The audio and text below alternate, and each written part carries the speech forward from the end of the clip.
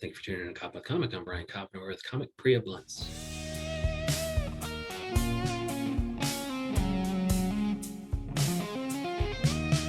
Priya Blunts, how the hell are you?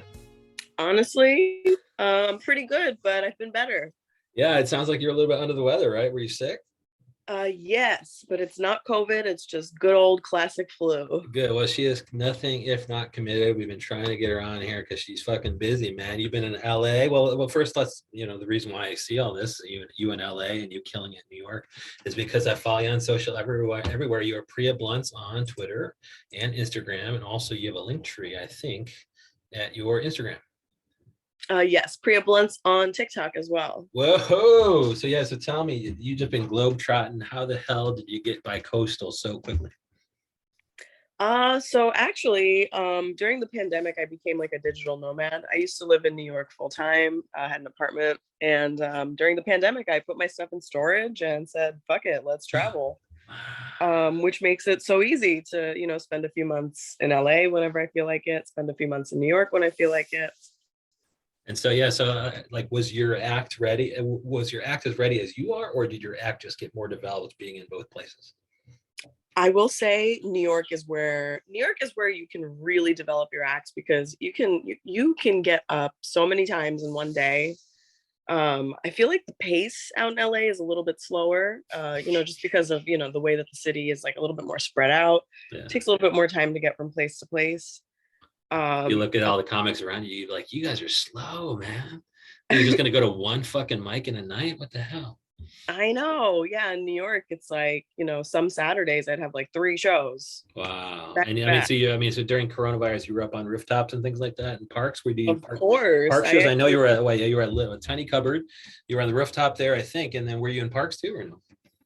Oh yeah. I was in the parks. I was in the parks in the winter. I actually started a rooftop mic on top of my old building during the pandemic, which then it got too cold. So then we moved it to the tiny cupboard so we could be inside. And so did the residents, did they love, like, were they like, we have nothing to do, we're at least going to go up to the roof and hear Priya Blunt? No, I had a few arguments with my landlords. You're like, dude, this rooftop is not for having fun. This is, and we just had to keep explaining to them, like, it's fine. We're not, this isn't like a ticketed thing. Yeah. And so, I mean, I've noticed I think a lot of the New York City comedians have recently been in LA. Are you running into them out there? A few.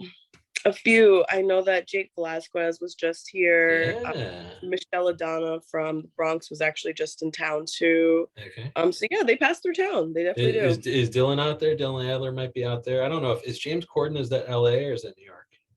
James Corden is LA. Okay, because yeah, everybody's been on there recently. John Marco's been on there. Erica Spera has been on there, and I think Dylan Adler might write for it. But then I think Ethan Victor, I think he just lives there. And so I'm like, why is he in LA? Oh, he used to live there. Okay, some people are just kind of bi-coastal by upbringing. So yeah, so at what point did you kind of get into? I mean, you started in New York City comedy, right? Like, at what point did you move to the city, and kind of how did your hustle game evolve over time? Did you start by going to, being on 3 shows a night? Probably not. Were you on 10 mics a night back at the beginning? No, yeah. So actually, I am one of those comics that took a class. Nice. I think I took one, man. There's nothing to be ashamed of. I mean, like, dude, my teacher was the funniest motherfucker known to man. And so did the class serve you well at the end of it? Did you perform at Caroline's before it closed down? So I actually, I thought it was hilarious because whenever I would go to mics, it would just be all men. And then when I took this stand-up class, it was all women. I don't know why I found that really funny. It's like, you guys are, we think we need to take a class to get good at this, especially because we're walking into a room of all men. We better be. Yeah, I think that's exactly it. Were there some other good women in there, or did just you stick with it? Oh my God, absolutely. I actually met Mika Mo in that class. We started our comedy journey together. If you don't know about Mika Mo, follow her. And so, yeah, does your comedy, like, did you both find yourself funny in the same way or in completely different ways? Oh my God, completely different ways. But it became pretty clear that we were kind of the 2 strongest ones in the class. And none of the people actually from that class are still doing it, except Yeah, for and me. that's why I asked. I asked not because it's women. I asked because it's a class. I was like, can Yeah, anybody stick with it? Like, I try to have as many genders and people of color as I can, but like, it's because it's a class. If you said it was a class full of dudes, I'd be like, did any of them stick with it? Because you have to enjoy it. You have to enjoy the process of, hustling and being on stage all the time. yeah, you have to love it. If you don't love it, it's not going to work for you. And I really think that, I think it's funny because I think around like the 2 or 3 year mark is when comics really decide, like, am I doing this or am I just going to quit? Okay. And I am at the 4 year mark. So Yeah, so you successfully made it over the 3-year hump, and now kind of what was your decision-making process at the 3-year mark? Kind of what went into it? What were the pros and cons of sticking with it? I don't think I really thought about it too much. I just there's just nothing in this world that I think has brought me in as much joy as doing stand up. And I've traveled, I've done tons of drugs, like, like it's so It's, I mean, like, are you able to, I mean, you're Priya Blunts, and so, I mean, you're comfortable with the whole drug thing, I think, unless it's the name you were given when you were born. But yeah, I mean, are you talking about that stuff on stage? Like, by comparison, comedy is looking good, but are you at least kind of drawing from the drugs and the travel in kind of mining content for laughs? absolutely, Okay. absolutely. I don't talk about drugs too much. Okay. It's funny, everybody expects my act to be like all about pot. Yeah. It's not. It's Okay. really not. I think the pot comedy has been so beat over the head. Okay. And unless you like, how many more jokes about getting the munchies can there be? Oh no, not many. And so, I mean, like, are you tempted to the extent it's a stage name? Do you think it's limiting at all? Are you too far along where you can't change it? I'm definitely too far along, can't change it, and I Okay. don't want to either. Okay. I don't want to. Because you're like, I'd love to be a pleasant surprise for people. Like, if this is a drug audience, I'll slay them with other material. I mean, I have like a joke about LSD, um, but it's very like I try not to be I try not to have drugs be the overarching, theme of my sets at all. It's kind of like the undertones. It's like you hear me talk and you're like, oh well, this girl definitely does drugs. If it's a fantastic story, we can kind of put it between the lines that maybe Priya Blunts was on drugs when she did this thing. Yeah, exactly. Good. Well, it kind of gives you license to be pretty crazy and fantastic. Is that kind of where you go? I mean, you're not doing a set about office life. You're like, I'm gonna talk about the finer things in life, which is things like drug fueled adventure.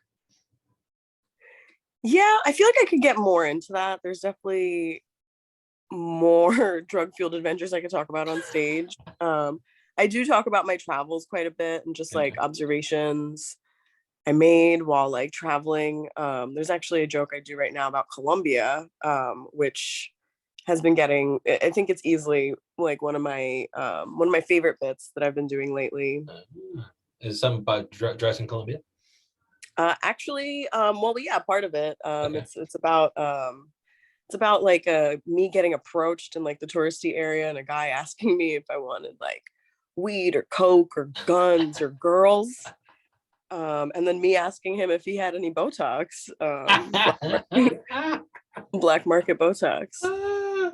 That's wonderful. It's like, yeah, if you have this lengthy of a menu, you should have Botox, right? I know, If you can right? secure guns, give me some botulin or whatever the fuck it is.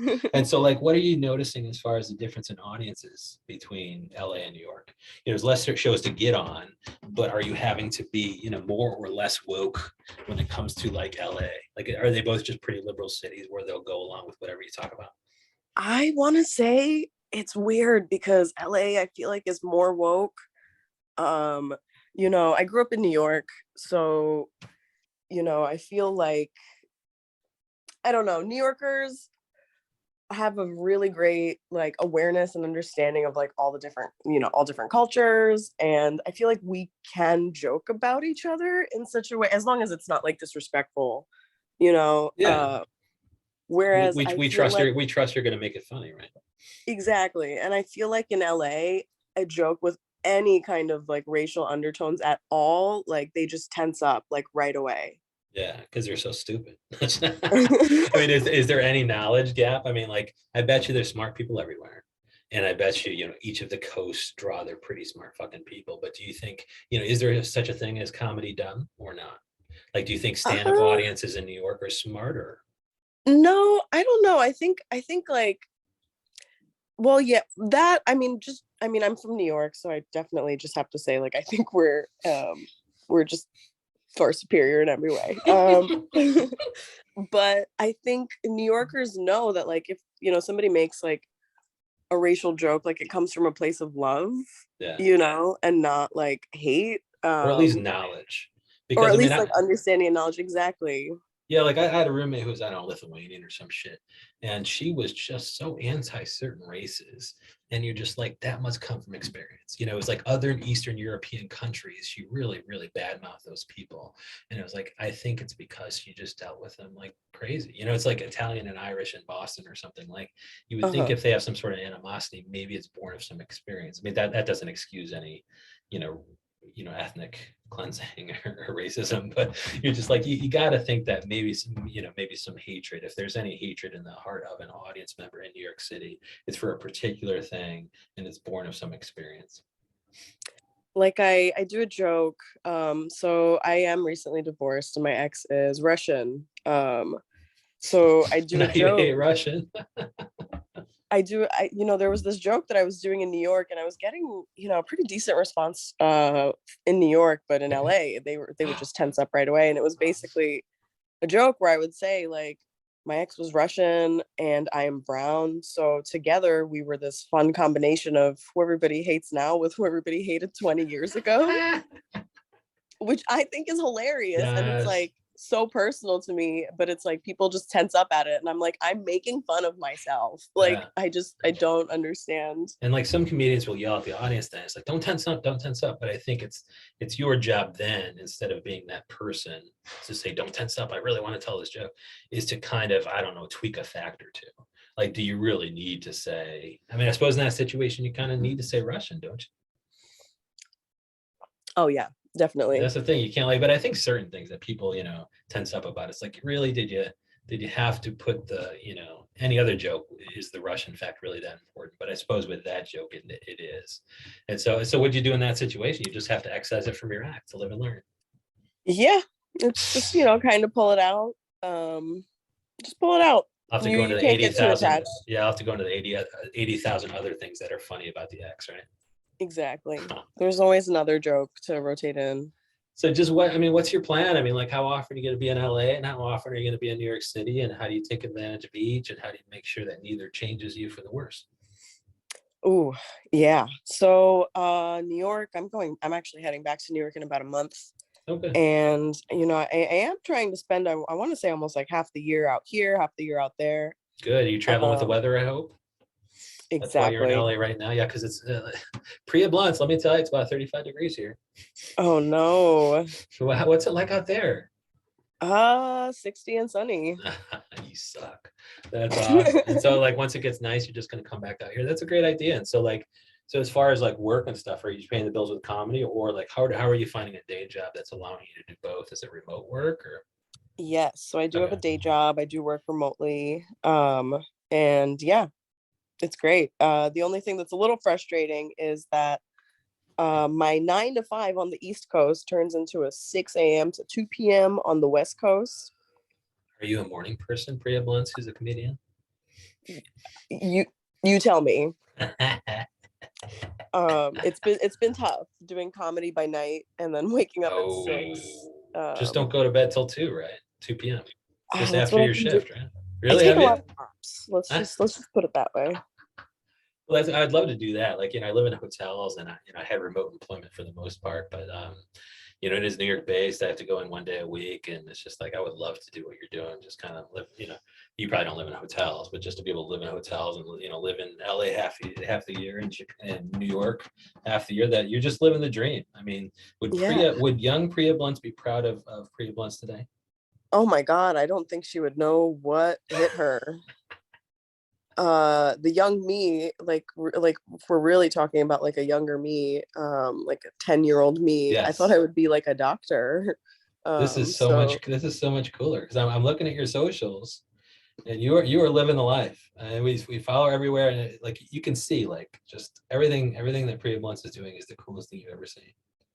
Just like something like what the belly room and the Bowery Electric, and you're on Roast Battle, and it's just like she's living the life. Follow her everywhere. Priya Blunts on Instagram and Twitter, and she's so famous that she once had PriyaBlunts.com. But what happened? I forgot to renew it, and they tried to resell it to me for $5,000. She was so fucking famous. She made her name so big that she had to raise $5,000 to buy it back. But if you're funny, I think I said this with Matt Bouchel once. I'm like, dude, if somebody took your name, you're funny enough where you'll think of a funnier URL if you ever need a website, right? I told myself that my first big check from comedy, I will buy that shit back. Yes. Well, that's coming soon. Priya Blunts, thank you so much for coming on. Of course. Thank you so much for having me.